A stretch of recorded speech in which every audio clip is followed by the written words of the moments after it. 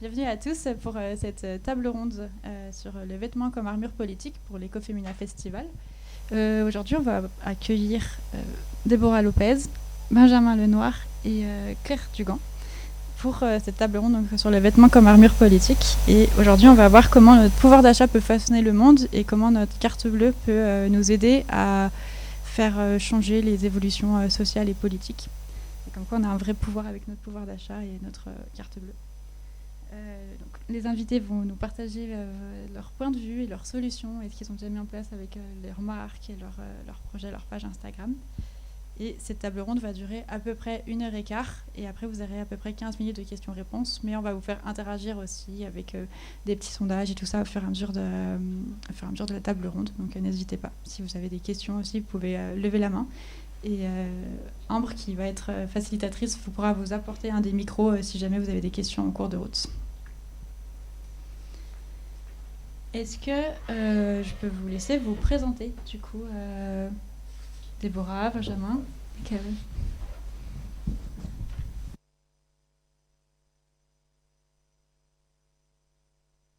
D'un sujet aussi intéressant que la mode et de notre responsabilité en tant que consommateur en fait, dans ce combat-là. Moi, je m'appelle Déborah, je suis créatrice de contenu. C'est une activité passion que j'exerce à côté de mon emploi principal qui est le marketing. Et qu'est-ce que je fais sur ce compte Instagram ? Je sensibilise et j'informe ma communauté au sujet de tout ce qui concerne la consommation responsable en fait. Qu'est-ce qu'on peut faire aujourd'hui en tant que consommateur pour agir dans tous les domaines qui touchent à notre carte bleue. Donc voilà. Merci. Et tu as aussi écrit un livre. Ah oui, c'est vrai, si ça vous intéresse. C'est mon petit bébé de cette année, Meuf Green, qui est vraiment un petit bout de moi, comme j'aime l'appeler, parce que c'est un petit recueil de qui je suis en tant que femme et de comment je me sens dans le monde aujourd'hui, dans ce monde qui est en transition en fait vers un monde qui, je l'espère, beaucoup plus éco-responsable. Et c'est un message que je porte en fait sur la façon dont on peut aujourd'hui agir et surtout le faire de manière quand même cool et décomplexée, parce que l'écologie, oui, ça peut être sympa. Et tu seras aussi en dédicace de ce livre. Enfin, vous pouvez acheter ce livre si vous ne l'avez pas, qui est une pépite, à la librairie écoféministe. Et tu seras en dédicace de 16h à 17h si jamais vous voulez faire dédicacer votre livre. Venez me voir, s'il vous plaît. Merci. Bonjour, moi c'est Benjamin Lenoir de Coton Vert. Moi j'ai créé ma marque de vêtements et d'accessoires bio ou recyclés et collaboratifs. Et à côté de ça, on ne fait pas que de la vente, on est aussi beaucoup dans la sensibilisation. On a un blog par exemple sur lequel on écrit des tas d'articles qui aident les gens à s'habiller plus responsables. Et parce qu'avoir une marque et voilà, faire des ventes, c'est malgré tout obligatoire pour se développer et avoir un petit salaire. Mais pour nous, le côté sensibilisation, il est aussi important. Et c'est aussi pour ça que je suis là aujourd'hui. Voilà. Bon, j'ai un micro, mais... Oui, en effet.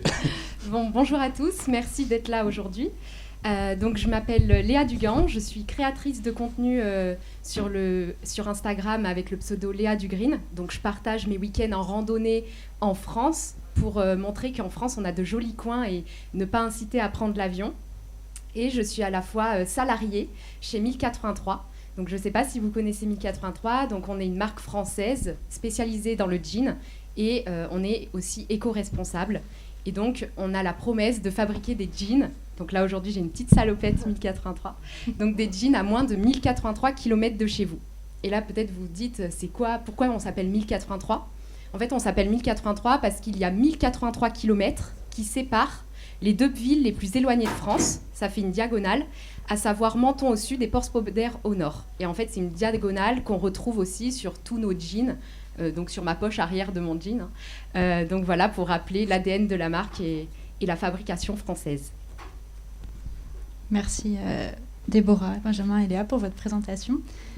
Pour me représenter rapidement, je suis donc Héloïse, l'une des cofondatrices du festival, et dans mon ancienne vie, j'ai travaillé chez 1083 en tant que responsable des boutiques et responsable des achats. Donc j'ai aussi une connaissance sur la mode éthique, qui est un sujet qui me passionne aussi. Donc même si c'est plus mon métier actuel, c'était aussi un sujet très important qui soit présent au festival. Donc, voilà. Avant de commencer, est-ce que vous avez des questions ou pas ? C'est tout bon ? Bienvenue à tous ceux qui sont arrivés dernièrement. Alors, avant de commencer, combien parmi vous, on va faire des petits sondages à main levée, c'est facile, ça va. Combien parmi vous achètent principalement de la fast fashion ? Il n'y a aucun jugement, c'est juste pour savoir si combien parmi vous achètent de la fast fashion. Personne ? Combien parmi vous achètent principalement de la mode éthique ? Donc toutes les marques un peu éthiques, écolo, responsables. Une personne. Combien principalement chez vous achètent de la seconde main ?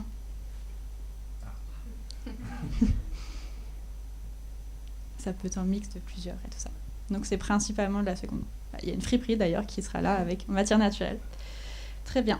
Et ben, vous êtes déjà un public convaincu, mais on va vous apporter encore plein d'autres arguments pour convaincre tous vos entourages pour passer à la mode éthique ou seconde main. Et est-ce que parmi vous, des personnes connaissent la marque Coton Vert ? Bah ouais, vous pourrez découvrir. Il est temps. Et la marque 1083 ? C'est un peu plus connu. Et est-ce que parmi vous, des gens connaissaient Déborah Lopez avec Je me recycle, son compte Instagram ? Trop bien. Et Léa Dugreen ? Peut-être ? Trop bien. Et ben merci pour cet petit sondage. Pour reposer le contexte de la mode et l'impact de la mode dans le monde, je vais faire un rapide tour d'horizon pour voir ce qu'il y a. Donc la mode, c'est le deuxième responsable de la pollution dans le monde, avec 10% des émissions mondiales de dioxyde de carbone, et utilise 1,5 billion de litres d'eau par an. Donc c'est encore plus que, je crois que c'est plus de 100 milliards du coup, d'eau, c'est beaucoup. Que ce soit en matière donc, de production, donc épuisement des ressources, pesticides, endommagement des écosystèmes locaux et biodiversité, monoculture, crise de l'eau, colorants, pollution des rivières et des champs, surproduction, alimentation des usines avec des énergies fossiles, notamment le charbon, on a dit, les kilomètres parcourus avec les transports, au moment du vécu du vêtement avec les nanoparticules de plastique relâchées à chaque lessive, qui ne sont pas filtrées par les stations d'épuration, les perturbateurs endocriniens et les toxicités des teintures, ou en fin de vie, chaque année, c'est 4 millions de tonnes de vêtements qui sont jetés en Europe et sinon renvoyés dans les pays émergents comme le Ghana par exemple. Quand on donne au relais, certains ça va être pouvoir revendu et d'autres sinon ça va être renvoyé dans les pays en Afrique. La production de vêtements, notamment pour la fast fashion, c'est aussi des conditions de travail déplorables avec le tristement célèbre Rana Plaza, un immeuble de production de fast fashion au Bangladesh qui s'était effondré en 2013 et qui avait fait plus de 1135 morts et 2500 blessés. Malheureusement, il y en a encore beaucoup comme ça dans le monde, et c'est pour ça qu'il y a heureusement des marques qui font les choses autrement. Et heureusement, donc, les choses changent, et avec tous les derniers scandales et la crise Covid et tout ça, il y a de plus en plus de gens qui prennent conscience, et d'ailleurs, vous êtes déjà convaincus. Est-ce que vous pouvez présenter encore plus en détail pour vous donc, c'est quoi une marque éthique ? Et donc on va commencer par toi Léa. C'est quoi une marque éthique et quels sont les engagements concrets de 1083 même si tu as déjà un peu dit tout à l'heure, mais allez en plus en profondeur. Donc il faut savoir qu'un jean conventionnel, il parcourt plus de 65 000 km.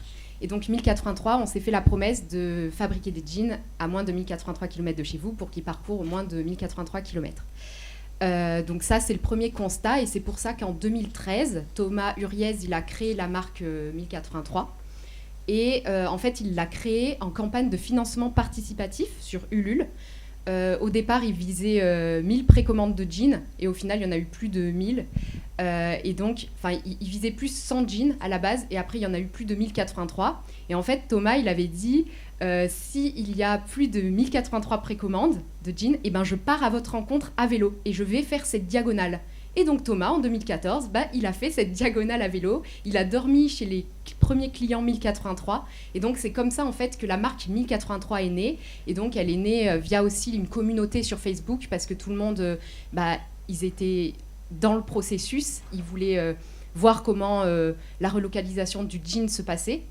Donc en fait, il faut savoir que Thomas Uriez, à la base, il a créé Mode Éthique en 2007. Donc en fait, il est parti du constat où, à la base, il achetait des bonnets péruviens parce qu'il n'y avait pas vraiment de vêtements éco-responsables à l'époque, en 2007. C'était un marché qui n'était pas très pris encore. Et donc, c'était pas des habits très tendance, on va dire. Enfin, les bonnets péruviens, c'est très bien, hein, mais peut-être pas pour tous les jours. Et donc, il s'est dit, je peux pas proposer j'ai pas de jean à proposer, de jean éthique, j'en trouve pas. Et c'est comme ça, en fait, qu'il a eu l'idée de créer 1083 en 2013. Donc voilà, c'est comme ça un peu qu'est né 1083. Et donc, en fait, tous les jeans 1083, ils ont la particularité d'être fabriqués en France, mais pas seulement. Toutes les étapes de fabrication du jean, à savoir le tissage, donc quand on fait le tissu, la filature, la teinture, l'ennoblissement, la coupe, la confection et depuis peu le délavage, tout est réalisé en France. Et c'est vraiment quelque chose qu'on ne retrouve pas chez toutes les marques Made in France, parce qu'on a un label en fait qui certifie que tous nos jeans sont Origine France garantie. Et en fait, le véritable label qui certifie qu'un vêtement est véritablement fait en France, que toutes les étapes sont réalisées en France, c'est ce label Origine France garantie, parce qu'aujourd'hui, beaucoup de marques peuvent apposer la mention Made in France si la dernière étape de fabrication est réalisée en France. Et en fait, 1083, c'est toute la chaîne de production qui est réalisée en France. Et donc, en 2018, 1083, on a racheté l'usine Tissage de France, dans les Vosges, pour justement, elle était en déficit, en déclin, elle allait pas très bien et on s'est dit, mais en fait, si on perd notre usine de tissu, ben, ça a plus trop de sens, quoi. Il faut qu'on le garde. Et donc, c'est pour ça qu'on a racheté Tissage de France dans les Vosges. Bon, aujourd'hui, c'est toujours compliqué avec le Covid, etc. Ça n'a pas du tout aidé notre usine parce qu'elle est très énergivore, justement. Elle demande beaucoup d'énergie. Les machines, c'est des anciens métiers à tisser, donc ça demande énormément d'énergie. Et le coût de la matière première a augmenté durant le Covid. Et donc, c'est pour ça que c'est compliqué aujourd'hui de faire fonctionner l'usine, mais on file toujours dans cette usine le tissu. Donc voilà pour la petite histoire. Et donc c'est à peu près tout ce que j'ai à dire sur 1083 pour l'instant.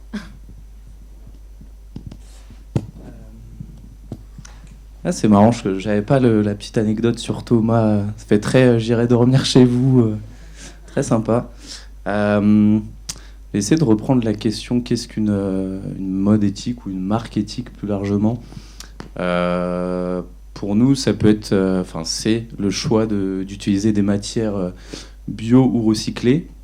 C'est aussi le choix de fabriquer avec des usines qui vont pas faire travailler d'enfants, qui vont pas faire de travail forcé, etc. Ça paraît logique, mais en fait, malheureusement, c'est rarement le cas dans le textile.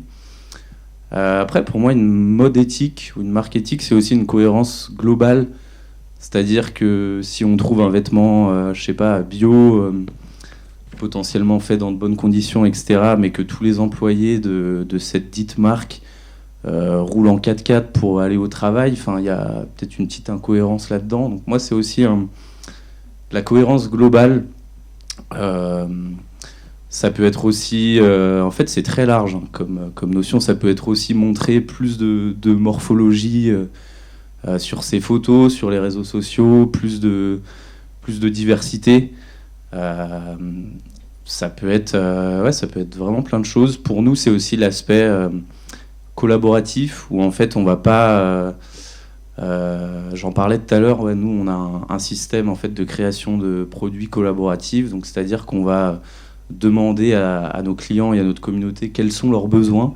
Là, on leur demande ce qu'ils veulent.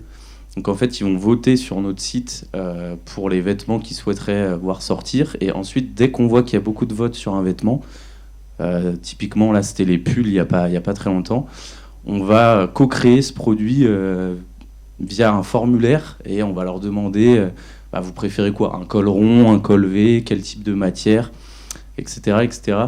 Et pour moi, il y a aussi cette notion de ne pas imposer un produit, mais plutôt partir du besoin et aller en fait et suivre ça. Et pour moi, ça, c'est peut-être un détail pour vous, mais pour nous, c'est une dimension aussi importante, je pense, de l'éthique.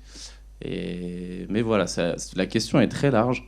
Et après, nous, puisque là j'ai plus répondu de manière globale et un peu moins sur coton vert, mais grosso modo, tout ce que j'ai dit avant, c'est ce qu'on fait. Donc des matières bio-recyclées, des fabrications dans des bonnes conditions. Là, depuis 2 ans, nous, tout ce qu'on sort maintenant est fabriqué en Europe. On essaye le plus souvent en France. Après, peut-être qu'on en parlera. C'est pas toujours si évident. Pour des questions de coûts, etc.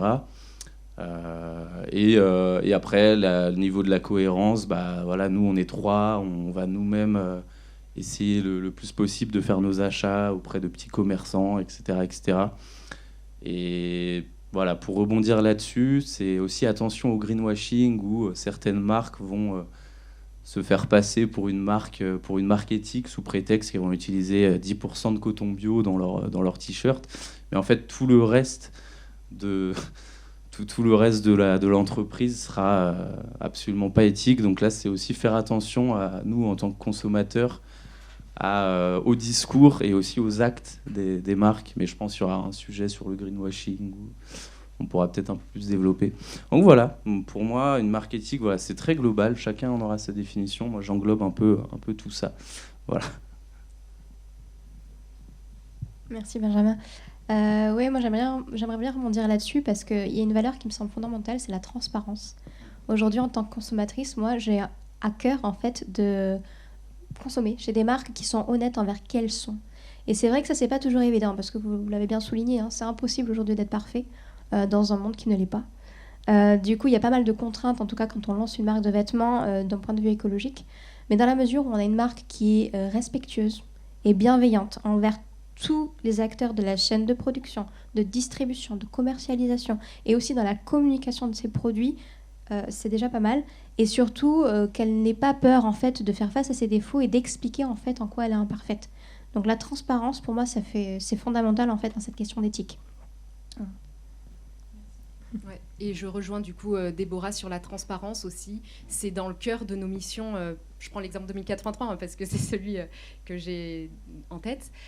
Donc on est hyper transparent, notamment avec notre communauté. On leur partage tous les problèmes qu'on rencontre, tout le processus qu'il y a dans la relocalisation des étapes de fabrication du jean.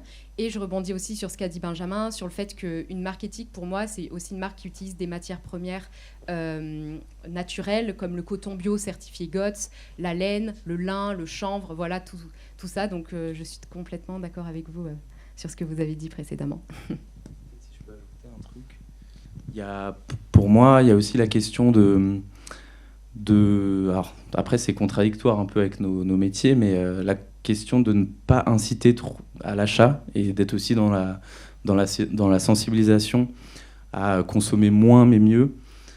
Et là, pareil, une marque qui va peut-être fabriquer en France dans de bonnes conditions, etc., mais qui nous bombarde de publicité et d'incitation à l'achat à outrance, et moi, je vais avoir du mal à la considérer comme éthique. Après, mais c'est très subjectif. Et en même temps, on a aussi besoin que des grosses marques existent pour aussi driver le secteur et tout. Donc c'est une question où voilà, les avis peuvent diverger, mais en tout cas, voilà, il faut que cette marque elle soit aussi dans une forme de sensibilisation et pas dans le acheter tout de suite. Enfin, pour moi, ça rentre aussi dans le sujet, en dehors des matières, etc. L'achat utile. Enfin, l'achat vraiment utile et est-ce qu'on a vraiment besoin de cet achat, quoi.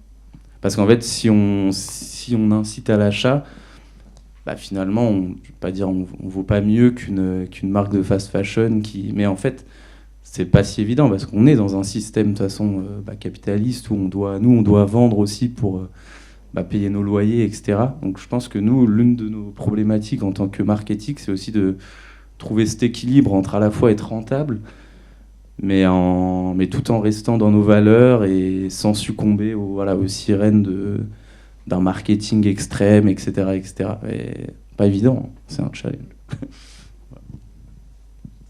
Merci.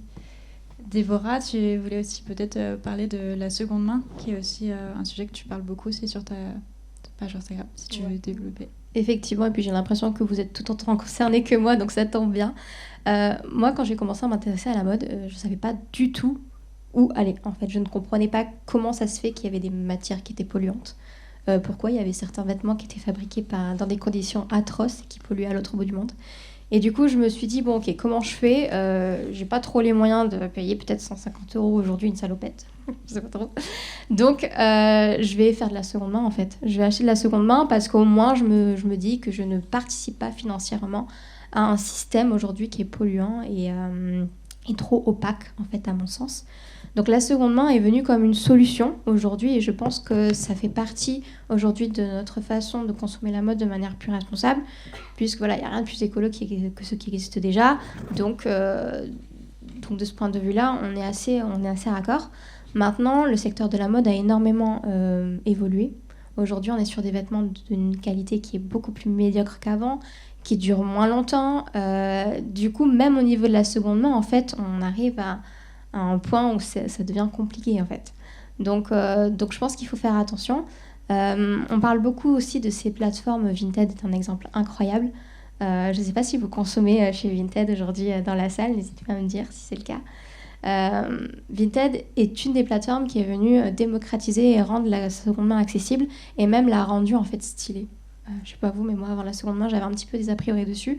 Avec Vinted c'est devenu facile, pratique et même c'est à la mode en fait de consommer sur Vinted.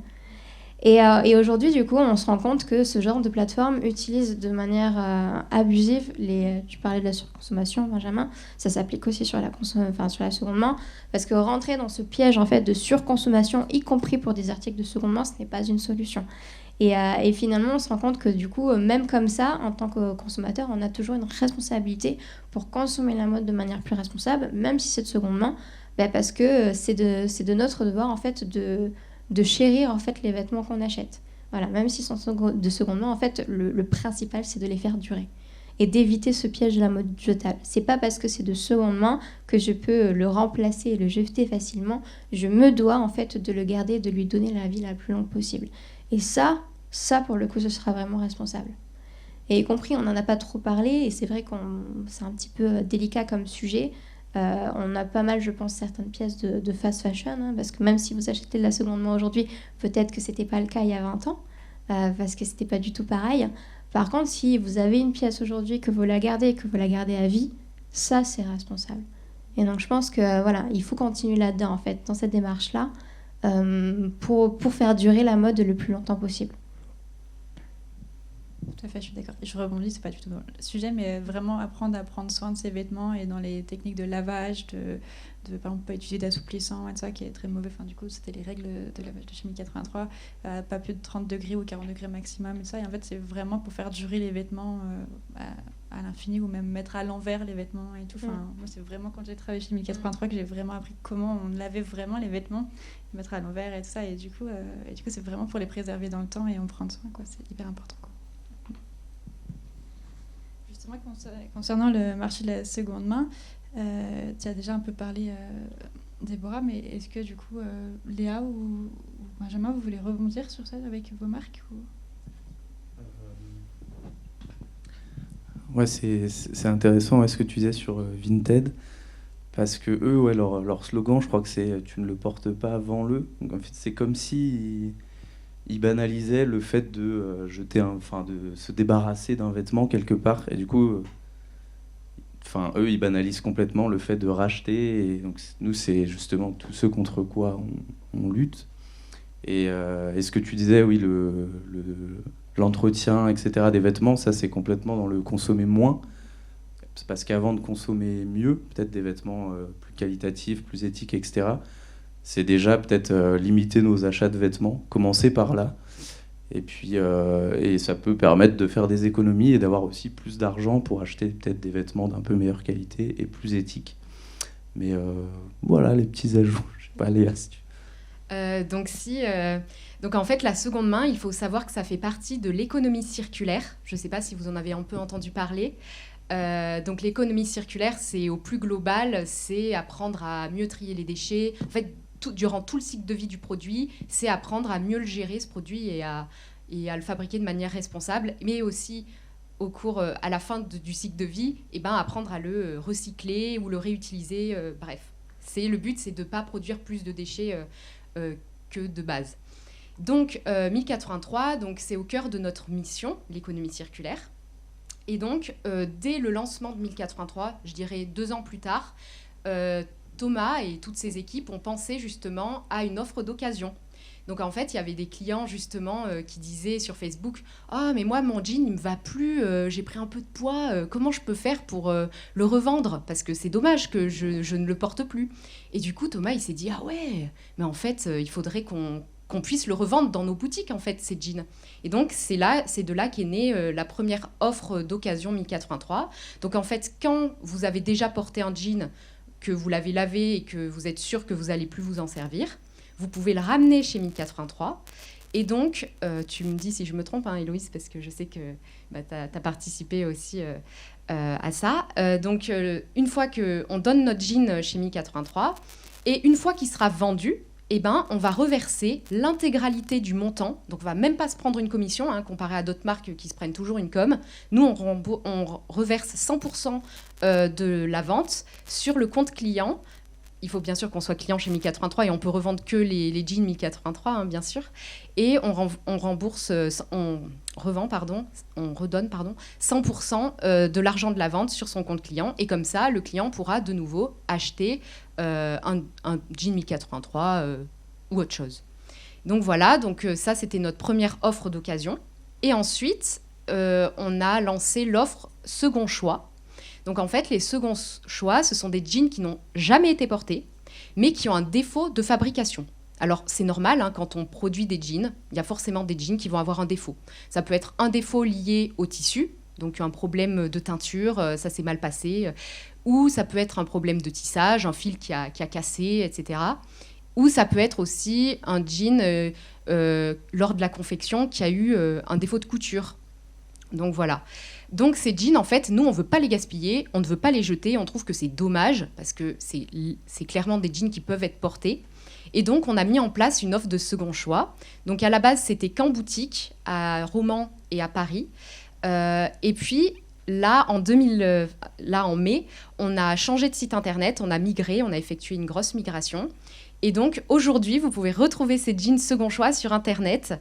Par contre, on ne dit pas le défaut précisément qu'il a, parce que ça serait trop long à faire la liste de tous les défauts. Mais par contre, sur votre fiche produit, vous retrouvez tous les défauts que peut avoir un jean. Et après, vous recevez votre jean.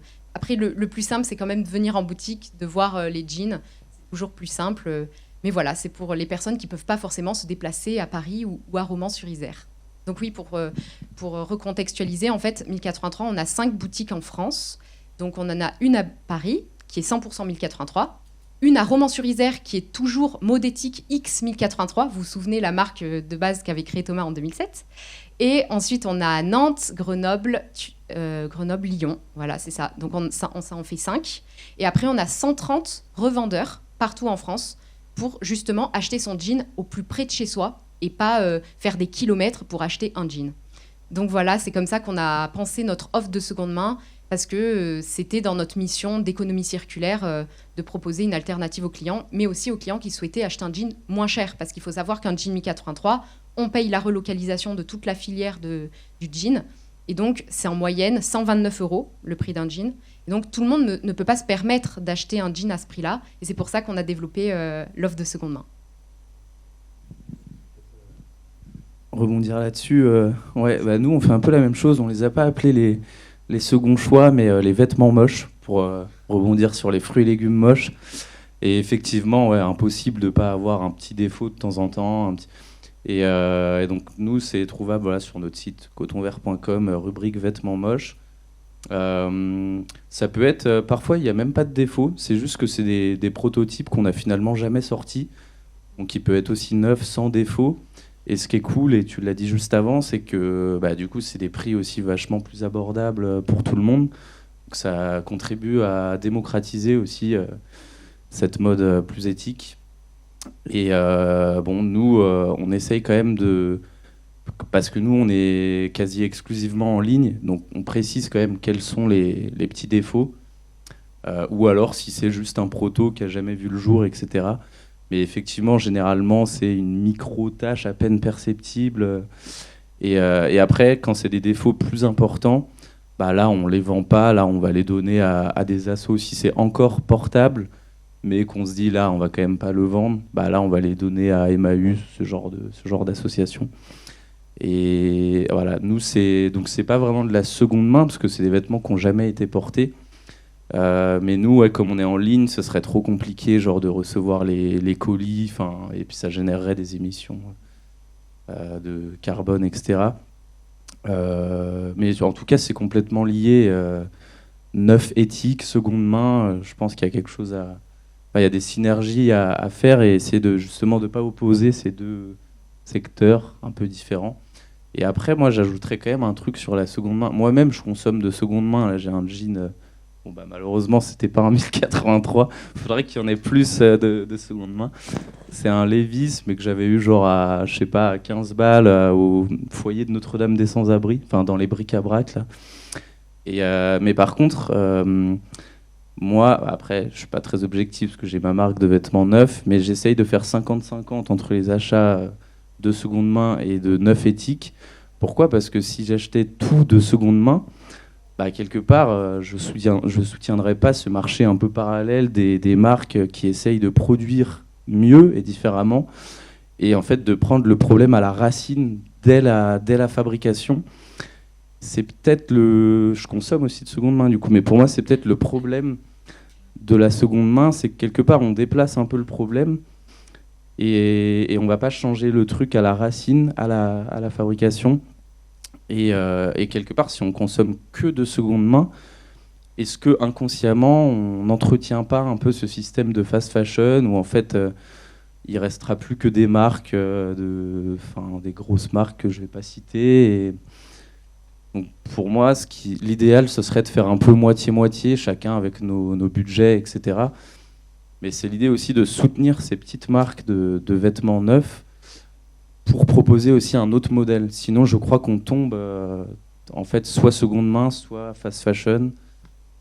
Et peut-être que quelque part, on ne change pas tant les choses parce qu'il y aura toujours des gens qui consommeront neuf, qui feront la queue pour aller dans les pop-up de... Voilà, on va pas les citer. Mais voilà, un peu mon point de vue. Seconde main, très bien, mais pensez aussi à soutenir les petites marques de neuf éthique, je pense. Je pense que je vais rebondir là-dessus parce que je trouve ça très intéressant comme remarque. Effectivement, on le voit bien avec de plus en plus de marques de fast fashion qui incluent des corners de seconde main dans leur boutique. Je ne sais pas si vous avez vu ça. Et c'est vrai que mine de rien, on se dit que on continue quand même de financer ce système-là parce que l'argent il va dans les poches de ces marques qui finalement continuent de produire et de surproduire des vêtements dans des conditions un peu opaques, alors que pour se donner bonne conscience et pour se donner bonne image, elles utilisent la seconde main. Donc c'est vrai, c'est une réflexion assez intéressante. Merci Benjamin. Et j'aimerais rajouter aussi quelque chose par rapport à l'économie circulaire. Donc, comme je vous l'ai dit précédemment, 1083, on a au cœur de notre ADN, c'est l'économie circulaire, notre mission.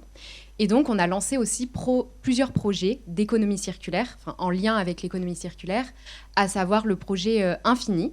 Donc, en fait, c'est une gamme de jeans qui est 100% polyester recyclé, donc elle est monomatière pour être recyclable en fin de vie. Ces jeans, ils vont être consignés. Donc en fait, quand un client achète ce jean, il va avoir une consigne de 10 €. Une fois en fin de vie, on va lui rendre cette consigne de 10 € et on va en fait broyer ce jean infini. On va en fait le recycler, le broyer pour en refaire un jean infini neuf. Et donc, en fait, comme ça, on ne crée pas de déchets.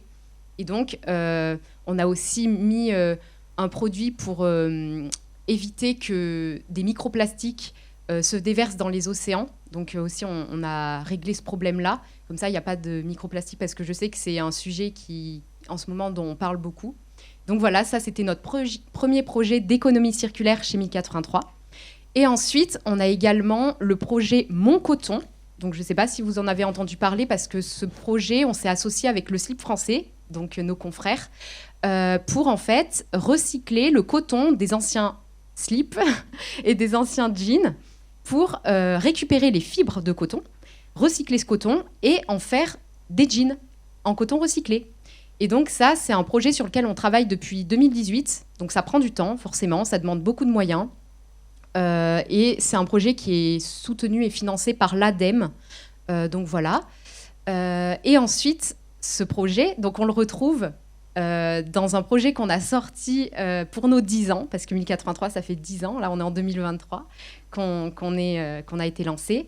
Et donc, on a créé pour nos 10 ans un jean qui est 100% français, donc du coton jusqu'au bouton.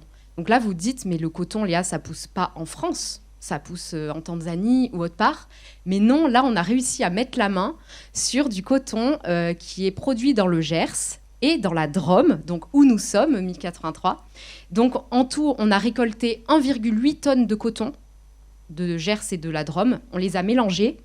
Au final, une fois égrené, ce coton, ça fait 600 kg de fibres. Et donc, on va rajouter à ce coton 600 kg de coton recyclé Mon Coton. Et en fait, ça va faire à la fin 1000 jeans. On va produire 1000 jeans. Donc là, c'est en cours. Là, on vient tout juste dégrainer le coton. Et donc, en fait, c'est notre projet des 10 ans. Parce qu'il faut savoir que la matière première de nos jeans, c'est du coton. Et donc là, on l'importe, on est obligé de Tanzanie parce que le climat en France aujourd'hui ne permet pas de produire du coton. Et donc, en fait, c'est vraiment un véritable accomplissement, ce jean des 10 ans, parce que, pour la petite anecdote, il aura 35 fois moins de kilomètres que les 165 000 kilomètres que parcourt un jean, donc, puisque le coton est produit à Romans et dans le Gers. Et aussi, il aura 66% d'impact carbone en moins. Donc voilà, c'est notre projet des 10 ans qu'on a fait. Et donc, on est hyper fiers. Et il n'a pas de teinture aussi, ce jean, parce que comme c'est on a récupéré le coton recyclé des anciens jeans, et ben, il est déjà bleu, ce coton, cette fibre. Et donc, il n'y a pas besoin de le reteindre. Et donc, ça fait de jolis jeans que vous pourrez découvrir au Salon du Made in France à Paris. Et oui, on part mercredi. Donc voilà. Et du coup, je vais rebondir sur tout ce que vous dites depuis tout à l'heure, donc notamment sur ce que tu disais, Benjamin, de prendre le problème à la source. Et donc, à ce moment-là, est-ce que ça ne serait pas justement aux politiques publiques et à l'État et à tous ces pouvoirs de faire quelque chose, en fait, justement pour changer les choses à votre échelle, plutôt que ça soit sur la responsabilité du citoyen de consommer autrement, sachant que ça peut coûter cher et tout ça. Et donc, est-ce que ça ne serait pas les politiques publiques, les villes, les métropoles, l'Europe, de faire quelque chose ?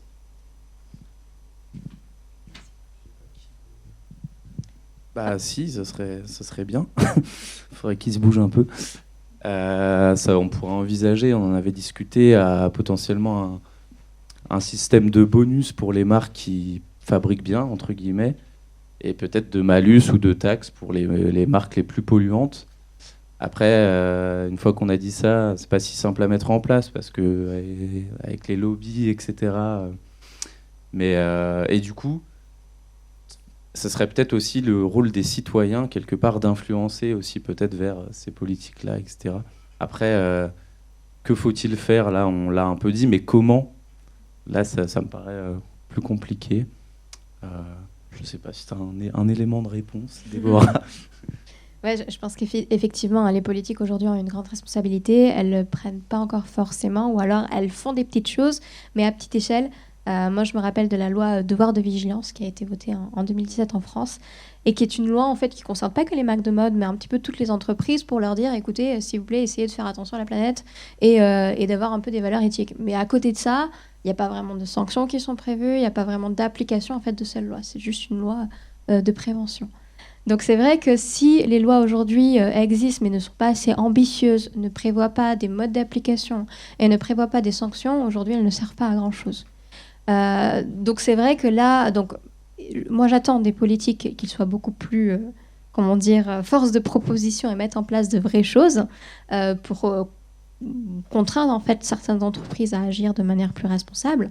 Maintenant, si elles n'y arrivent pas, nous en tant que consommateurs, on peut aussi prendre le relais. Le boycott étant effectivement une façon d'agir qui a beaucoup de pouvoir, puisque c'est par notre argent qu'on décide ou pas de financer certaines entreprises. Donc nous, on a aussi cette responsabilité-là à jouer, je pense.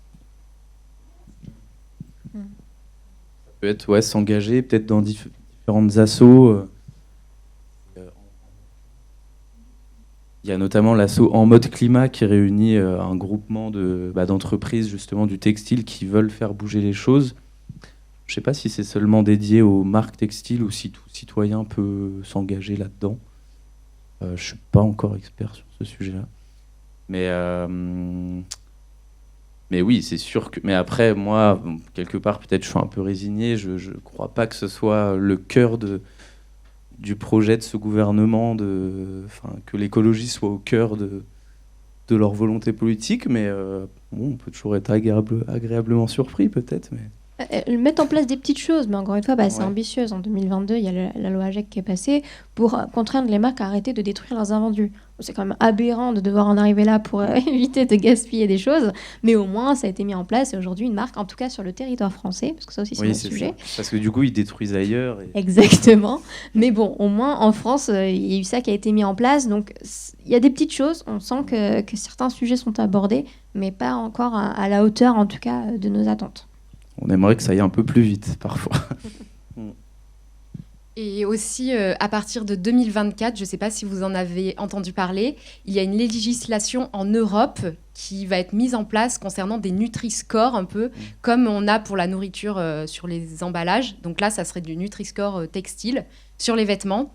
Après, moi, j'ai mis certaines réserves parce que, par exemple, un des critères pour avoir un bon Nutri-Score, pour le jean, c'est que le jean soit léger, donc facilement transportable et qu'au niveau du transport, les jeans soient pas lourds. Sauf que on sait tous qu'un jean léger, c'est pas un jean forcément de très bonne qualité. Nous, nos jeans 1083 sont très très lourds. Donc ça voudrait dire qu'au niveau du score, on serait au niveau D, on n'aurait pas un bon score, alors qu'on fait tout pour produire localement. Et du coup, c'est en ce sens qu'on essaye de discuter avec cette législation, ce Nutri-Score, pour essayer de montrer les faits dans la filière du textile. Un jean brut, ça pèse lourd. Et donc, il faudrait ne pas pénaliser les marques qui font bien les choses pour ce Nutri-Score. Sinon, comme d'habitude, c'est les mêmes marques qui vont l'emporter parce qu'elles auront des lobbies, parce que... voilà. Donc, c'est pour ça que j'ai mis certaines réserves et que l'État peut faire plein de choses encore. Je pense aussi au niveau des labels. Peut-être qu'il pourrait mettre en avant le label Origine France Garantie, d'autres labels GOTS, Ecotex, il en existe plein aujourd'hui. France Terre Textile. En parler davantage aussi, parce que c'est pas un sujet qui fait la une des... Bon, après, l'actualité est riche en ce moment, mais je pense qu'on n'en parle pas assez aussi, globalement. Enfin, moi, à l'époque, j'avais vu quand même des reportages quand j'ai commencé, genre Cache Investigation, Tout compte fait, le documentaire The True Cost. Enfin, je pense qu'on a un peu les mêmes références. Mais... il y a eu un documentaire d'Arte aussi qui était sorti il y a quelques temps. Hugo Clément qui avait fait un documentaire sur où finissent nos vêtements et donc il montrait que ça finissait au Ghana sur des tonnes des déchets empilés de vêtements en fait qu'on ne savait plus quoi faire parce qu'ils étaient tellement de mauvaise qualité que même sur le marché africain ça ne se vendait pas donc c'était très compliqué en fait. Comme quoi il faut produire un vêtement de qualité pour qu'il dure le plus longtemps possible et que ça ne sert à rien de les envoyer à l'autre bout du monde et de se dire on ne voit pas le problème. Enfin, ça sert à rien, c'est pas ça qui est durable et vertueux.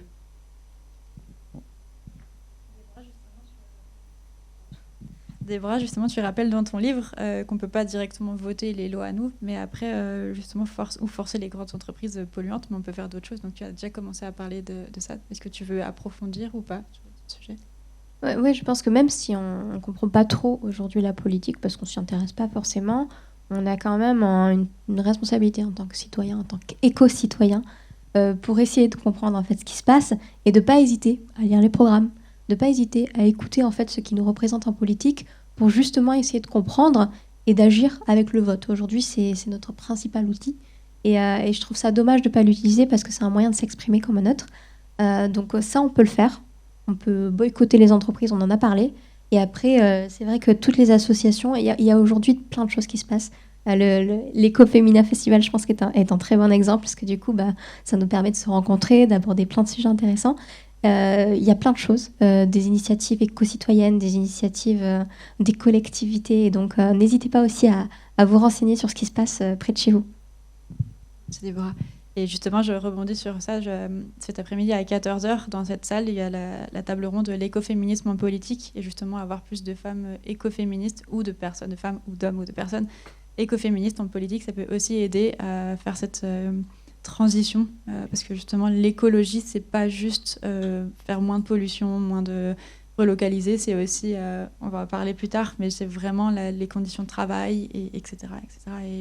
et point de vue vraiment social, féministe, etc. et intersectionnel, quoi. Et donc voilà, elles en parleront mieux tout à l'heure. Mais c'est vraiment voter, notre pouvoir de vote. Il y a notre pouvoir d'achat et notre bulletin de vote, même si des fois c'est déprimant avec ce qui se passe en ce moment. Justement, on va faire un petit sondage là pour un peu de mouvement. Est-ce que vous êtes prêts donc, déjà à faire plus attention à vos achats, mais vous étiez déjà concerné à ça, mais est-ce que du coup vous avez plus d'arguments et de clés pour sensibiliser votre entourage si jamais ou contrer les personnes qui vont dire mais non, la mode éthique, voilà. Est-ce que vous avez, avec tout ce que les intervenants ont déjà dit, est-ce que ça vous avez appris des nouvelles choses? Ou non? Ouais. Trop bien. Est-ce que vous avez des questions actuellement déjà? Il y en a une.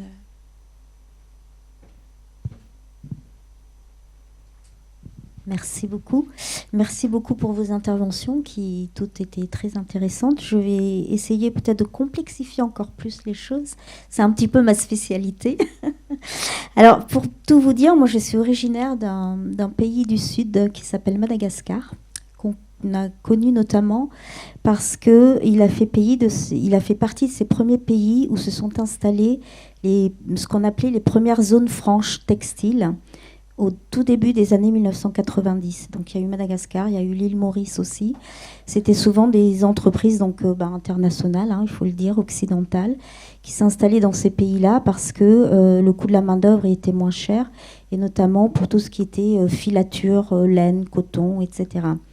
Il y a eu plusieurs effets à ces installations-là. Alors, évidemment, sous l'idée que un des pays les plus pauvres au monde, et ça allait créer de l'emploi, donc pour ces populations très très peu qualifiées, et qui étaient évidemment contents quand même qu'on leur ouvre ces emplois-là. Simplement, ça a mis à bas l'entreprise du coton local.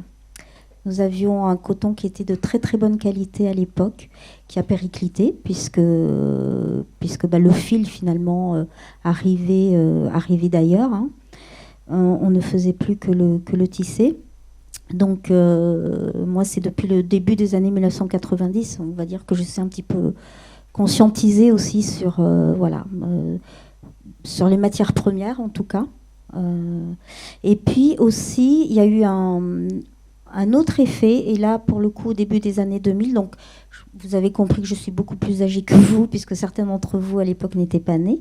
Mais au début des années 2000, donc à peu près 10 ans après, les marchés locaux, on a vu arriver aussi justement ces grosses balles de vêtements de seconde main, qui arrivaient du Nord, là aussi, et qui ont mis à mal, en fait, tout le petit marché économique des petites mains, vous savez, ces petites couturières ou ces petits tailleurs qui finalement faisaient du sur-mesure pour la population locale. Et le marché a été inondé donc par ces vêtements de seconde main qui arrivaient en fait des pays du Nord et qui tout d'un coup revenaient moins cher évidemment que de se faire confectionner sur place des vêtements. Donc moi, j'ai peut-être une remarque, une question autour de ça aussi, c'est que c'est vrai qu'on parle d'économie circulaire. Est-ce qu'on peut éventuellement réfléchir aujourd'hui à une économie circulaire malgré tout mondialisée ? Parce qu'on voit bien comment les économies des pays sont finalement interdépendants, puisque la mondialisation, malheureusement, elle existe depuis plus longtemps qu'on ne le pense. Comment on fait aussi pour soutenir finalement la production peut-être de matières premières qui sont issues de ces pays du Sud-là, malgré tout.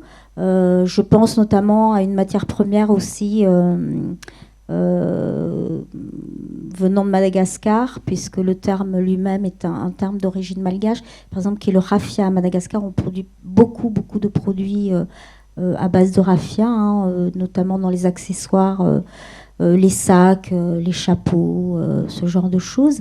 Et c'est vrai que quelque part, on a aussi besoin que finalement on consomme aussi ailleurs ce type de produits. Donc comment est-ce qu'on peut réfléchir aussi aujourd'hui à une économie éthique et solidaire, mais qui inclurait aussi finalement les pays du Sud. Voilà.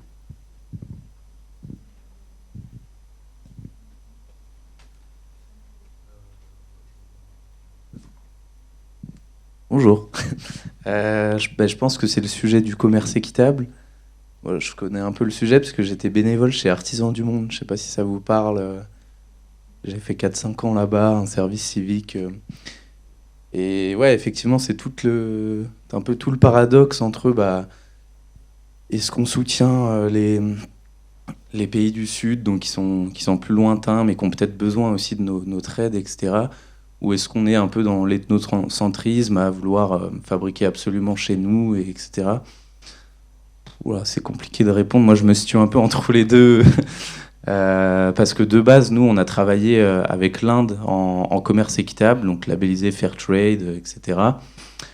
Mais en même temps, ça nous a été reproché de ne pas fabriquer localement, etc. Et ce qui est dommage aussi, c'est que dans la tête des gens, enfin de pas mal de gens, parfois fabriquer loin est tout de suite connoté, oh là là, c'est forcément du travail d'enfance. Et il y a beaucoup d'amalgame en fait sur ce sujet-là. Et à la fois, on ne peut pas nier que ça fait quand même une empreinte carbone plus élevée et des kilomètres supplémentaires. Donc nous, on est un peu partagés. C'est vrai que depuis 2 ans, on a tendance à tout fabriquer en Europe. Aussi parce qu'on va un peu avec la demande des gens qui demandent plus de consommation locale, etc. Mais en même temps, si on pousse trop vers là, est-ce que du coup on n'oublie pas ces pays qui aussi ont besoin de nous? Donc moi je suis très partagé sur le sujet. Après il y a beaucoup de marques qui existent, notamment dans le textile, qui fabriquent de façon équitable en Inde, à Madagascar ou ailleurs. Le problème, c'est que ces marques, peut-être qu'elles jouissent pas assez de visibilité et parfois on a des amalgames sur les conditions de fabrication, etc. Tout est question je sais pas, de juste milieu. Après, je pense qu'aujourd'hui, le secteur du textile est quand même, je pense qu'il y en a pour tous les goûts et tous nos besoins et toutes nos convictions. Enfin, quelqu'un qui veut consommer du textile en commerce équitable, je pense qu'il trouve quand même une sélection assez variée de marques. Quelqu'un qui veut consommer vraiment 100% français, je pense qu'il trouve aussi. Il faut chercher. Bon, ça répond pas vraiment à la question. Moi, je suis très partagé, mais je comprends moi-même, en fait, je me suis fait ce raisonnement quand on a basculé sur la fabrication européenne. Et le danger, ce serait peut-être que nous tous, là, un peu les acteurs de la mode éthique, on se dirige seulement entre soi de tout fabriquer en France, etc. Et qu'on oublie quelque part des populations qui ont aussi besoin de nous. C'est la question de la solidarité. Et bon, mais du coup, je pose aussi la question sans trop y répondre, mais sujet pas évident, qui nécessite aussi pas mal de sensibilisation. Je sais pas si Déborah a un avis un peu sur le sujet, parce qu'on est très à valoriser la fabrication française, etc. Mais peut-être que parfois c'est vrai qu'on oublie certains pays plus pauvres qui auraient aussi besoin de nous. Je sais pas si... Moi, je parle avec ma vision de consommatrice et avec les remarques que je peux aussi recevoir des gens avec qui je discute. Aujourd'hui, tu as mis le doigt dessus, il y a pas mal de méconnaissances et de désinformation, enfin de malinformation sur ces sujets-là. Du coup, c'est assez complexe en fait de savoir vraiment qu'est-ce qui est important et comment on peut aussi satisfaire tout le monde d'un point de vue à la fois social et environnemental. Et c'est vrai que du coup, c'est pas facile. Moi, j'aime bien aussi partir en tant que consommatrice de quelles sont les valeurs qui sont importantes pour toi. Il y a toujours des concessions à faire dans tous les cas. Ce sera jamais parfait. Et du coup, à l'instant T, pour répondre aux besoins que tu as, qu'est-ce qui est important pour toi? J'ai pu faire aussi la promotion de certains projets sur le commerce équitable parce que ça me plaisait, notamment sur une association qui défendait les femmes en Afrique. Et du coup, ça me paraît aussi important aussi de donner de la visibilité à ces sujets-là, même si je ne les maîtrise pas forcément parce que justement, ils existent et parce qu'on a aussi ce devoir en fait, de communiquer là-dessus.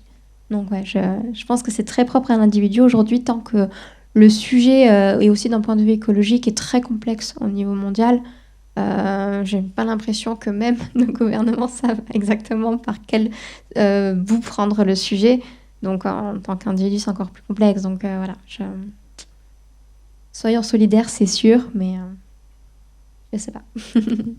Et moi, je rejoins Benjamin sur ce que tu as dit sur le commerce équitable tout à l'heure.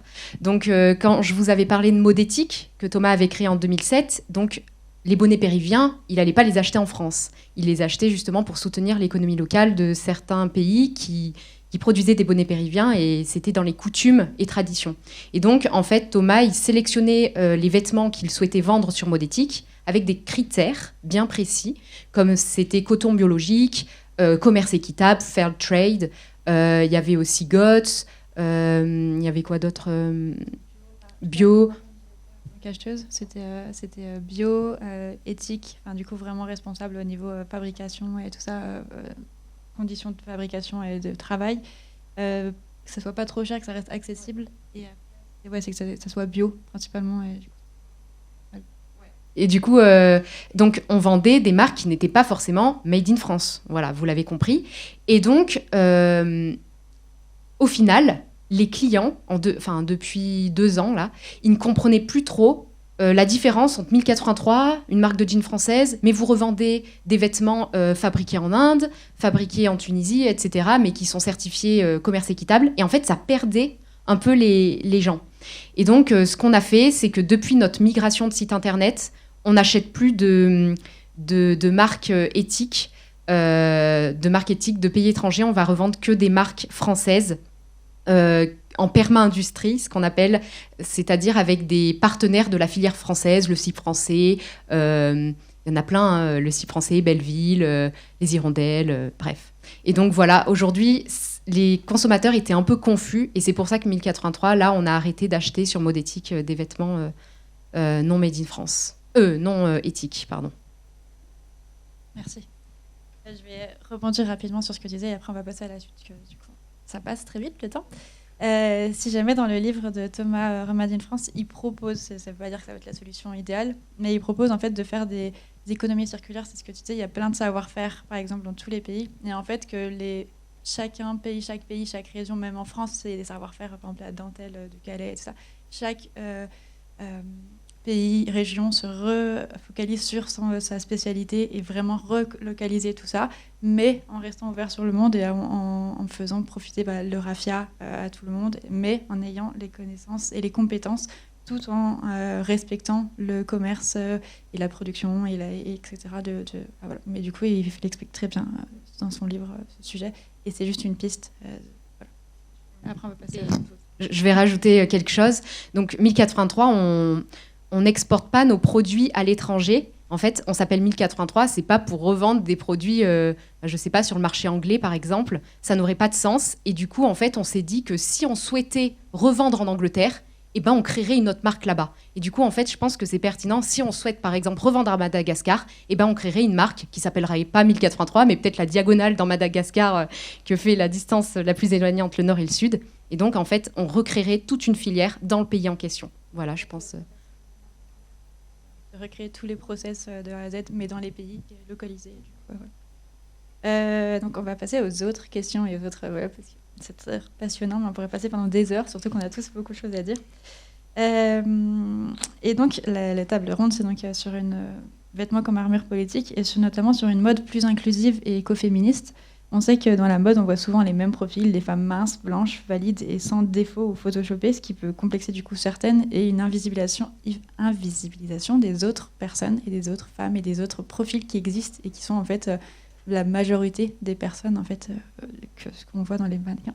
Et je sais que chacune de vos marques, vous essayez de faire, enfin pas des vrais, mais du coup Benjamin et Léa, vous essayez d'être assez sensibles sur ces sujets. Est-ce que vous voulez rebondir ? C'est encore moi, du coup, qui parle. Donc, en fait, 1083, on a différentes tailles. En fait, on fait des demi-tailles. Donc, on fait des tailles de jeans qui vont du 24 au 36, ce qui correspond du 34 au 50, en fait. Et donc, comme ça, on couvre un maximum de tailles pour que chacun trouve sa taille de jean qui lui correspond. Et on essaye de valoriser toutes les morphologies. Donc, on a créé aussi... un jean morpho haut, spécialement pour les morphologies en haut, par exemple. Un jean grossesse va arriver. Donc, en fait, on essaye vraiment... nos mannequins, ils ne sont pas tous minces. On essaye vraiment d'être très inclusif au niveau des tailles qu'on propose. Et tu voulais que je rajoute Ah, c'était ça. Ben voilà, on fait vraiment la demi-taille. C'est pas du sur-mesure, mais c'est du quasi-sur-mesure et on couvre toutes ces plages de taille en fait. Ouais, nous aussi, on essaie d'être les plus inclusifs possibles. Et effectivement, ça démarre des shootings photos et des choix des modèles pour ces photos.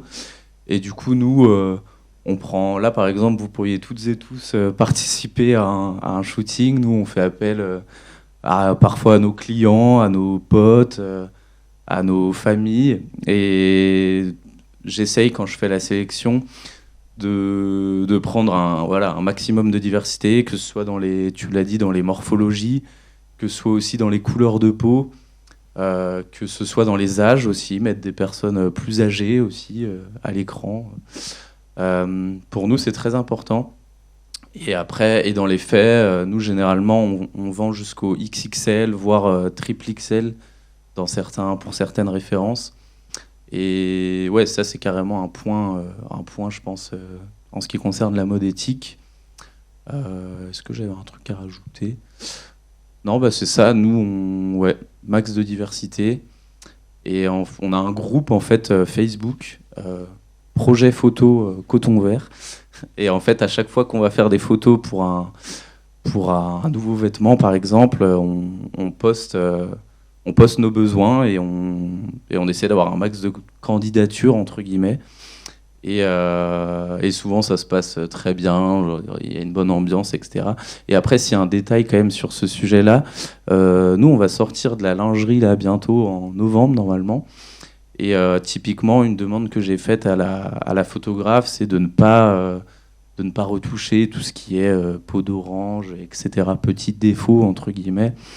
Au contraire, nous, on veut montrer tout ça, toute cette diversité, à la différence de certains magazines qui vont faire des choses parfaites, mais qu'est-ce que la perfection ? C'est vaste sujet. Pardon.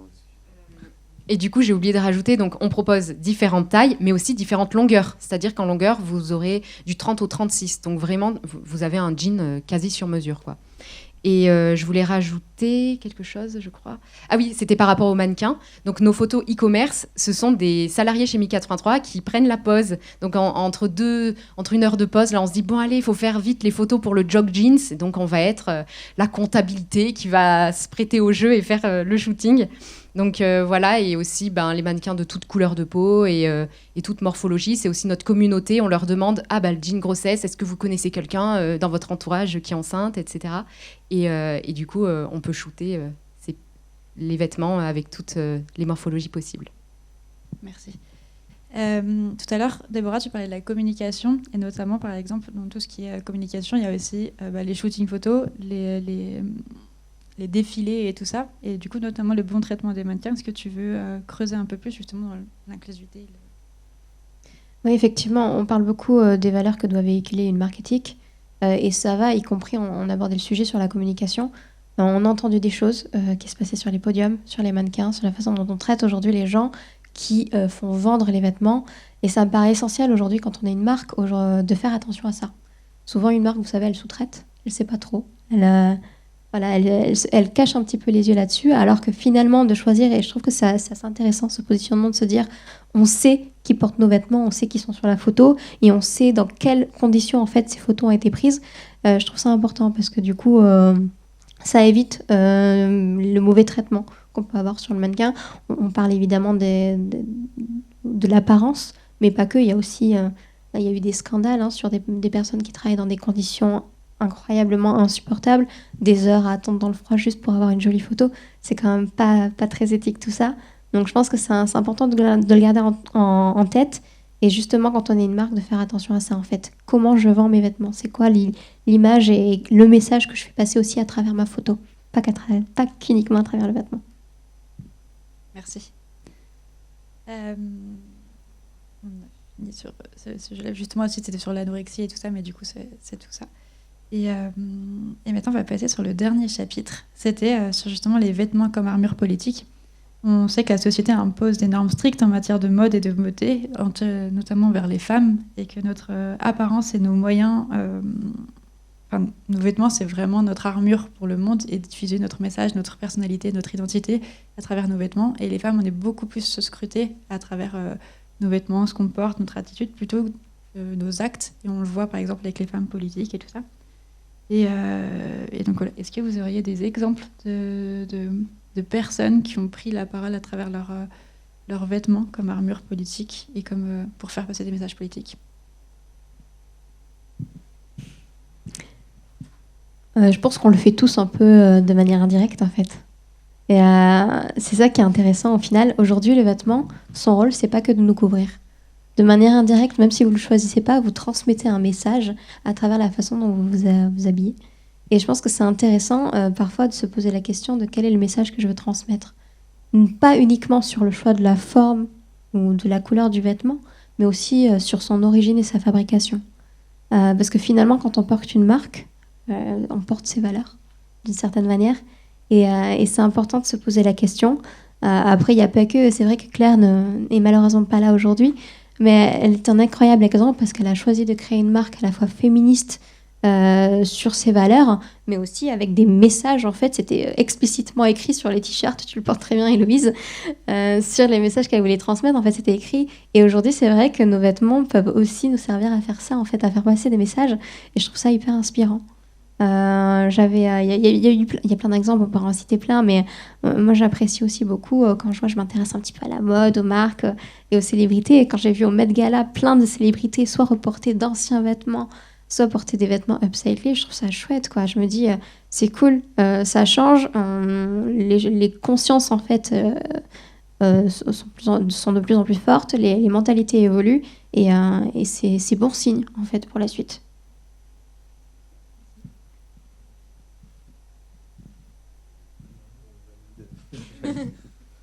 Moi aussi. De toute façon, j'allais rebondir sur le fait que certaines stars, elles portaient justement des robes lors du festival de Cannes, sur le tapis rouge, en faisant passer des messages. Du coup, je trouvais ça fort à ce niveau-là, quand je suivais l'actualité, que je voyais que ces femmes, elles portaient haut et fort leurs convictions. Merci. Je voulais juste peut-être le vêtement comme armure politique, puisqu'on parle du terme politique. Il y a aussi des historiennes du vêtement. On peut trouver leurs livres aussi en bibliothèque sur l'histoire de la jupe ou toute la portée politique aussi du pantalon. On sait que les femmes se sont battues pour pouvoir porter des pantalons. Voilà.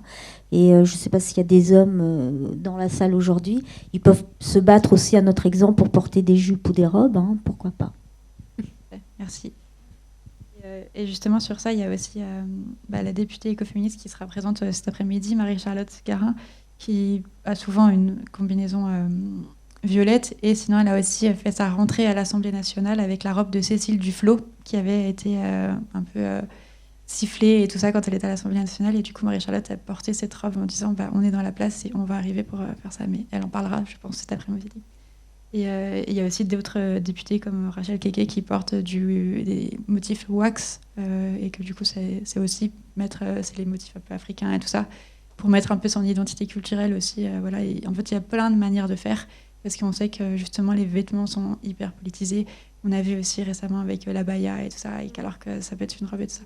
Et il y a exactement, et en fait c'est principalement les femmes qui sont aussi stigmatisées et politisées sur ces sujets, alors qu'en fait il y a aussi le crop top et tout ça, et en fait, c'est vraiment voir comment on peut s'emparer de nos vêtements pour retrouver notre liberté. Est-ce que vous avez d'autres choses à dire ou pas? Parce qu'après, là, on va finir sur les...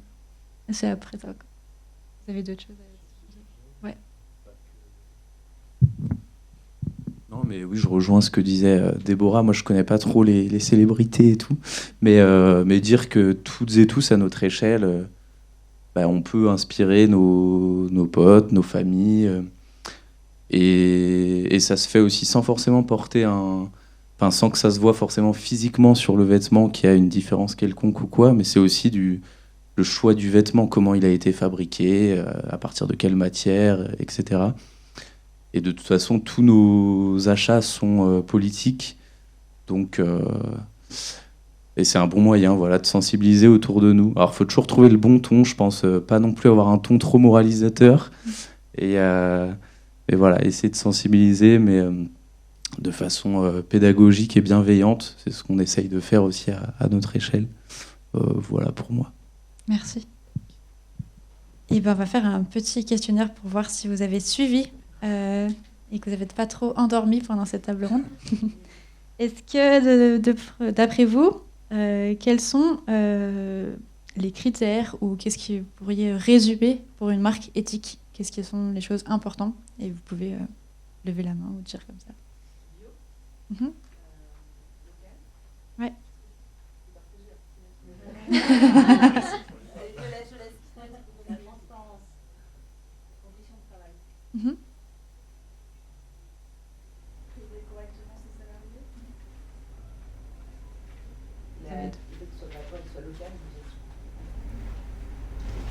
D'autres choses à rajouter? Non, développer vraiment tous les cycles de la conception à la fabrication, mais aussi le recyclage de vêtements, c'est important. Tout le cycle du vie. Ouais. Il y avait une question.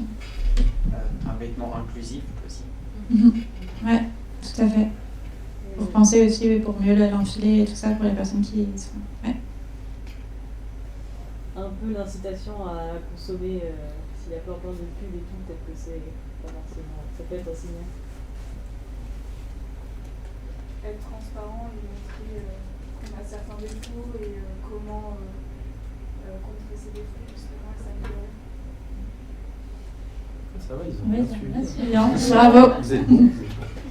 Il y a un sujet qu'on n'a pas abordé dans le vêtement et dans la proposition en gros écoféministe du vêtement.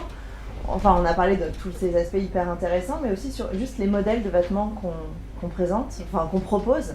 Par exemple, des poches. On sait que par exemple dans les jeans pour hommes, il y a des poches plus grandes qui permettent aux hommes d'avoir leur téléphone, alors que nous, on est entravés dans nos mouvements parce qu'on doit avoir un sac à main, parce qu'on a des poches trop petites. Ou dans les vestes de costumes pour hommes, il y a des belles poches à l'intérieur, alors que je ne connais qu'une seule marque de vêtements français dans lesquelles mes vestes de costumes ont des poches. Donc ça aussi, ça fait partie, voilà, c'est un autre sujet aussi, au-delà de tous ces aspects écologiques, inclusifs et tout ça, les modèles féministes aussi. Tout à fait, je suis d'accord. Claire aurait pu en parler, parce que Claire avait un grand débat sur ça, et d'ailleurs, on a connu Claire parce qu'elle a failli faire une collaboration avec 1083 et justement travailler sur des poches de jeans plus grandes. Et je ne sais pas si ça a abouti du coup. Mais du coup, à l'époque, c'est justement des poches de jeans plus grandes. Mais voilà. Mais en fait, il y a plusieurs sujets qu'on n'a pas trop abordés parce que Claire n'était pas là pour présenter ces messages. Mais merci de le rappeler. Du coup, merci. Est-ce qu'il y a d'autres choses? Oui. Bonjour, merci beaucoup. Je m'interroge depuis le départ sur l'utilisation du terme mode, qui me semble une contradiction complète avec l'urgence de ralentir. Et finalement, ce que vous décrivez, c'est pas de la mode, c'est du vêtement. C'est du vêtement qui répond à plein d'enjeux pour notre société et pour nous en tant qu'individus, mais qui n'a rien à voir avec la mode. Pour moi, la mode, c'est le problème. Et j'ai l'impression que pour ce qui est des deux marques là que vous représentez, il y a une stratégie marketing et une stratégie industrielle que vous n'assumez peut-être pas parce que vous laissez entendre que vous n'avez pas de stratégie marketing, mais en fait, vous proposez des options tout à fait, qui non seulement répondent à une demande qui, semble-t-il, sont à peu près rentables. Et qui sont formidables sur le plan environnemental. Et ça montre qu'il y a des stratégies industrielles et marketing qui sont possibles et qui probablement ne s'appellent pas industrie de la mode, mais s'appellent industrie du vêtement. Enfin, j'aimerais bien vous entendre sur cette utilisation de ce terme que tout le monde a utilisé. Et donc, voilà, ça m'interroge vraiment. Ouais. Non, je suis d'accord avec toi sur le mot mode. Moi, je ne l'entends pas Comme quoi, ouais, les mots ont leur importance. Je l'entends pas au sens mode, les saisons, la saisonnalité, etc. C'est plutôt mode, le textile. On devrait parler peut-être de textile éthique. C'est vrai que le mot mode, tu as raison, il peut prêter à confusion. Après, je crois que parce que quand on entend mode, on entend tendance, changer de vêtements tous les 4 matins, enfin j'ai bien compris l'idée. Après, je crois que que ce soit pour 1083 ou pour Coton Vert, je pense que tous les deux, on propose des vêtements intemporels. Là, moi, j'ai un pull assez classique, on fait des t-shirts blancs, basiques. Donc on a tous les deux, nos deux marques, des démarches justement assez contraires à la mode, avec des bons basiques du quotidien, et pas vraiment de motifs, etc. Alors ça aussi, ça pourrait nous être reproché, parce que des gens vont nous dire « Ouais, mais du coup, vous faites pas des trucs trop tendance et tout ». Donc, mais en tout cas, nous, on pense que... en tout cas, c'est plus dans nos valeurs de proposer des vêtements intemporels qui, justement, dépendent pas des modes, et qu'on va pouvoir porter d'une année sur l'autre, et à sortir plus facilement aussi avec d'autres vêtements, etc. Mais du coup, oui, c'est vrai qu'on parle de mode éthique, mais nous, on est, je pense pas, dans une forme de mode. Nous, par exemple, on va pas vraiment faire de nouvelles collections. Enfin, on va juste sortir des nouveaux vêtements, mais ça va d'une année sur l'autre, on va garder les mêmes basiques qui seront toujours en vente, etc. Et après... oui, bien sûr qu'on doit quand même avoir une forme de marketing, parce que nous, on doit quand même gagner notre vie aussi. Là, c'est encore une autre question. C'est tout le paradoxe entre garder nos valeurs et quand même faire des ventes, parce que si on ne fait pas de ventes, on ne paye pas notre loyer, et donc c'est compliqué. Je pense que pour 1083 ou pour nous, on essaie de trouver ce juste milieu, justement, de ne pas être trop dans l'incitation à l'achat. Et il y a aussi le fait d'avoir des clients réguliers qui, eux, vont naturellement racheter. Et ça nous permet d'avoir une bonne base de clients, et du coup d'avoir moins besoin de faire des publicités pour avoir de nouveaux clients, et aussi de compter sur le bouche à oreille, etc., plutôt que de faire 15 000 publicités, etc. Mais c'est sûr que oui, on doit faire des ventes, on doit faire un peu de communication. Là, on n'a pas le choix, en fait. Mais on essaie de trouver une forme de juste milieu. Je sais pas, Léa, si tu veux. Benjamin, il a un peu tout dit ce que je souhaitais dire, c'est-à-dire le jean, c'est un vêtement intemporel. Par définition, depuis très longtemps, on porte des jeans. Le jean droit, voilà. Et donc, en fait, nous, on sort pas des collections. On ne dit pas qu'on a une collection.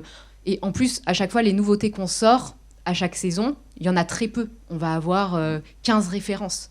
Contrairement à d'autres grandes marques de fast fashion qui vont en sortir énormément de modèles. 15, c'est rien. En tout, on a 300 références de produits. Donc, c'est pas énorme. Hein. Sachant, quand je dis 300 références, c'est en comprenant tous les t-shirts aussi qu'on vend, tous les pulls, salopettes, etc. Chaussures, bien sûr. Donc, voilà, nous, nos jeans, on dit à chaque fois que nos vêtements, ils sont intemporels, des basiques, indémodables. Et ensuite, donc là, ça fait 10 ans qu'on existe. Et en fait... on s'est rendu compte que notre cœur de cible, nos clients principaux, ce sont des personnes âgées de 45 à 60 ans. Donc, elles sont séduites par les jeans droits, les jeans, les bons basiques. Mais en fait, on s'est dit, mais il faudrait aussi qu'on arrive à conquérir une clientèle plus jeune. Et comment on fait pour conquérir une clientèle plus jeune ? Malheureusement, il faut faire des coupes un peu mode. Et donc, c'est ce qu'on essaye un peu de développer, mais plus l'aspect faire en sorte que nos produits soient désirables. Nous, la mode, on le voit plus dans le sens désirable, donner envie, en fait, avec des coupes mômes, des coupes tendances que les jeunes aiment porter. Donc, c'est en ce sens que la mode, c'est notre sujet, là, pour nos 10 ans, pour convertir le plus de personnes possible au Made in France et au projet... donner envie, que le Made in France, ça fasse envie. Donc voilà, c'est en ce sens la mode qu'on la voit, même si c'est pas du tout, ça fait pas partie de notre stratégie, mais un peu plus là pour conquérir une nouvelle clientèle. Et donc, comme l'a dit Benjamin, effectivement, il faut vendre quelques produits pour faire perdurer la filière. On est obligé de faire quelques ventes, et donc on est obligé de s'adapter un peu à la demande du marché, à ce que les jeunes aiment porter. Les jeunes, ils voudront pas forcément des coupes droites taille normale. Ils voudront des coupes mômes taille haute, malheureusement. Un dernier mot là-dessus. Ouais, nous aussi, je le disais tout à l'heure, on n'est pas dans la création de besoins, parce qu'on co-crée nos vêtements avec notre communauté, donc on va partir de leurs besoins à eux, et donc on va pas je perds mes mots. on va pas créer un modèle justement à la mode et faire un max de marketing pour le vendre à partir de leurs besoins pour le co-créer. Et je pense que cette démarche-là, justement, va un peu à l'encontre de la mode, etc. Après, c'est vrai que bien que nous, on soit aussi dans les vêtements intemporels, etc., parfois, c'est vrai qu'il peut y avoir des coloris qui vont peut-être plus marcher à telle ou telle saison. Nous, on essaye d'éviter ça, mais ce qui est compliqué, c'est que ça peut nous être reproché. Là, c'était la saison du terracotta, vous n'avez rien fait Enfin, c'est tout le paradoxe. Encore une fois, on essaye de trouver le juste milieu là-dedans et faire quand même globalement des collections, enfin du coup, c'est même pas des collections du coup, des vêtements en tout cas intemporels qu'on peut porter d'une année sur l'autre. Je sais pas si ça répond à ta question ou si tu veux compléter peut-être.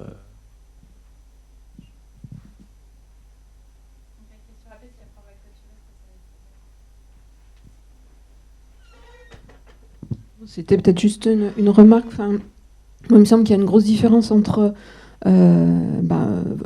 vendre à une certaine échelle et puis ce que disait la dame tout à l'heure de Madagascar, c'est-à-dire quand on a entendu inonder le marché, inonder le territoire, je crois que c'est pas du tout, on parle pas de la même chose.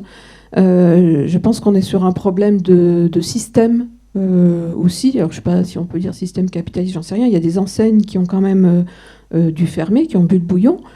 On est sur une surproduction, c'est-à-dire qu'on a énormément trop, quand on voit les vides-greniers ou peu importe tout ce qui se revend, même des fois Emmaüs dit on n'accepte plus de dons, on en a trop.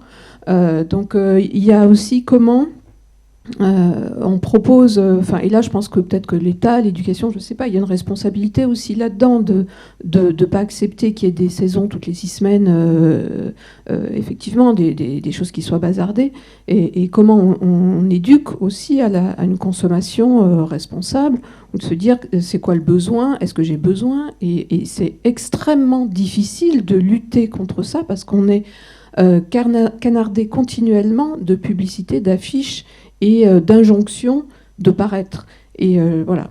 Donc je trouve qu'il y a vraiment un gap entre les deux, quoi. Et des fois, c'est bien d'avoir un peu de couleur aussi, quoi. Moi, je crache pas dessus. Merci. En effet, oui, c'est tout le système qu'il faut retravailler et tout ça. Là, on a justement voulu faire des marques, mettre en lumière des marques qui essayent de faire mais après, évidemment que c'est tout le système qui est à retravailler en profondeur, quoi. Si je peux rebondir, Héloïse, à une époque, on faisait que 2 saisons par an. 2 saisons. On est passé à 52 pour les marques de fast fashion et à des collections quasi quotidiennes sur les marques qu'on appelle de l'ultra fast fashion. Donc on s'adresse aujourd'hui à des géants qui sont capables de, en une semaine, voire une journée, de designer, de créer, de fabriquer et de commercialiser et de distribuer des vêtements. Donc on est passé à une... je pense que le terme mode est intéressant, effectivement, mais on faisait de la mode avant qu'elle devienne l'ultra fast fashion qu'on connaisse aujourd'hui. Et donc je pense que c'est quelque chose qu'il faut qu'on garde en tête, quoi, parce que j'espère qu'on est capable de quand même prendre plaisir à s'habiller, parce que c'est quand même un plaisir de s'habiller et de fabriquer des beaux vêtements, mais sans rentrer dans ce piège en fait du toujours plus vite, toujours à fond. Parce que même moi, je suis épuisée en fait de voir autant de choix. C'est ça. On finirait après on va clôturer. Alors, je voulais, je ne sais pas si j'aurai le dernier mot, mais en tout cas, je voulais partager avec vous une note positive. Je suis prof et en fait, je constate qu'il y a de plus en plus d'élèves, d'étudiantes qui sont en fait... les garçons mettent des robes, les filles mettent des sweats étiquetés entre guillemets garçons. Et j'en vois de plus en plus, et de plus en plus de jeunes garçons, d'adolescents, n'hésitent pas à se maquiller, à mettre des robes, des jupes. Mais, par contre, alors là c'est peut-être moins positif, mais personnellement je me considère comme non-binaire. Mais je sais que si ma direction me voit arriver avec une jupe, j'ai des jupes. Si ma direction me voit arriver avec ça va poser problème. Alors, il se trouve que je suis en fauteuil, donc on va pas trop me saouler non plus. Mais quand même, ça pourrait faire bizarre. Alors que, et moi je trouve ça très positif, pour les jeunes, en tout cas, il y a cette volonté de s'affranchir, en tout cas, des dictates de la mode enfermée, genrée, etc. Donc voilà, je voulais être un petit peu positif. Merci. C'est vraiment justement une mode plus inclusive et féministe et tout ça. Ouais. Merci. Donc la conclusion, et après on va faire rapidement vos tours d'actualité, c'est du coup, est-ce qu'on peut consommer éthique? C'est aussi être écoféministe en ne finançant pas l'exploitation des femmes, des enfants, des Ouïghours, ni la destruction de la planète et ses ressources limitées, en limitant les transports polluants, en donnant du travail aux minorités pour leur permettre leur émancipation, en pensant respect des droits, du respect des droits de la production à la communication et de la vente. Et on peut agir à notre échelle avec notre carte bleue pour promouvoir ces nouvelles pratiques, notamment la mode de seconde main ou les marques éthiques. Et je sais qu'on n'avait pas forcément tous les moyens et que ce n'est pas forcément une priorité dans notre budget, mais que si on peut le faire à un pas, c'est une chose, un geste, c'est déjà pas mal. Voilà. Donc là, on va clôturer la table ronde par les dernières actualités des marques. Et voilà. Et je vous remercie d'avoir été là et aux marques présentes. Je vous en ai un peu parlé tout à l'heure. Donc, on sera présent 1083 au Salon du Made in France à Paris. Donc, on part mercredi pour installer le stand. Et on sera du jeudi au dimanche. On sera toute la journée là. Vous ne pourrez pas nous louper. On aura un gros panneau 1083. Donc, voilà, c'est notre actualité. On sera à Paris. Et vous pourrez, du coup, essayer les jeans sur le stand. Et si vous souhaitez en acheter un, bien sûr, pas d'achat compulsif. Si vous avez réfléchi à acheter un jean avant et que vous en avez besoin, vous pourrez le précommander parce qu'on ne va pas pouvoir amener tout notre stock de jeans. Donc, vous pourrez le précommander directement sur le stand. Ouais, on sera aussi au salon. Après, du coup, c'est à Paris, donc je ne sais pas si ça vous concerne trop. Mais on sera sinon au Zen et Bio la semaine d'après, qui sera à Lyon. Et en dehors de ça, nous, notre actualité, là, c'est un peu le moment publicité, mais on a lancé des pulls, donc là, j'en ai un sur moi. Et en fait, on les a lancés sur Ulule. C'est une plateforme de crowdfunding où on doit atteindre un certain objectif de précommande pour valider le projet. On les a modestement appelés les pulls idéales, mais rapidement, j'explique pourquoi. C'est que tu parlais de ça tout à l'heure, là, ils sont... comme vos projets de jeans en coton, là, ils sont conçus à partir d'une matière 100% issue du recyclage. Ce qui est assez inédit en France, il y a une usine qui fait ça, les Filatures du Parc, dans le sud de la France. Donc matière 100% recyclée, 100% fabriquée en France. Et après, pour la confection, on les fabrique à Roanne, donc à 1h30 d'ici. Donc là, pour l'instant, moi, pour le coup, j'avais calculé, on est dans les 400 km. Donc on est sous les 1000, c'est pas mal. Et du coup, ils sont en vente là jusqu'au 4 décembre, donc sur Ulule. Après, il y a tous les liens sur les réseaux sociaux de Coton Vert, sur notre site, etc. Et voilà, le salon du Made in France, le salon Zen et Bio après à Lyon. Et on aura aussi d'autres petits marchés de Noël en novembre-décembre. Et après, juste un mot un peu général, peut-être dans cette période-là qui arrive, un peu de cadeaux de Noël. Alors certes, on n'a pas tous les mêmes moyens, effectivement. Essayons de penser peut-être à soutenir aussi les marques un peu éthiques pour lesquelles c'est pas toujours évident. Il y a beaucoup de marques, là on est sur une hécatombe. Ces 2 dernières années, on a énormément de marques qui ont dû fermer. Donc c'est essayer de penser à ces marques-là, essayer de les soutenir, même avec un petit achat, et puis pas toujours avoir le cliché de se dire de toute façon c'est trop cher, machin, parce qu'en fait on a quand même pas mal de marques qui ont une section seconde main, où on l'a dit tout à l'heure, vêtements moches, etc. Donc on peut aussi parfois trouver des prix assez corrects. Et après, ce qui peut nous permettre aussi parfois d'acheter mieux et un peu plus cher, pour boucler la boucle, c'est aussi d'acheter moins. Donc au lieu d'acheter peut-être 3-4 t-shirts un peu bidons qui vont se trouer après 3 lavages, là ça va être plutôt en acheter un, mais de qualité, qui va vous durer dans le temps, et que vous serez fiers de porter aussi, parce que peut-être que vous saurez que c'est Micheline qui l'a tricoté à Roanne, ou c'est le prénom d'une de nos tricoteuses de chaussettes, c'est pour ça que je l'avais en tête. Mais voilà, c'est essayer de penser à ces marques-là, et notamment en période de Noël, je pense que c'est un bon moment pour ça. Voilà, peut-être Déborah, si tu as un mot. J'ai pas vraiment d'actualité de mon côté, hein. Mais oui, n'hésitez pas si vous avez envie qu'on poursuive nos discussions, de me contacter directement, soit sur mon compte Instagram Je me recycle, soit de venir me voir à la fin de cette table ronde, c'est avec plaisir. Et effectivement, et Louis, si tu veux montrer mon livre, tu peux. C'est l'instant promo. Voilà. Vous pouvez le trouver dans n'importe quelle librairie. Il est édité aux éditions Jouvence. C'est disponible dans n'importe quelle librairie normalement. Ou s'ils l'ont pas, vous pouvez le commander. Et disponible. Librairie écoféministe juste au-dessus. Enfin, voilà. juste à côté.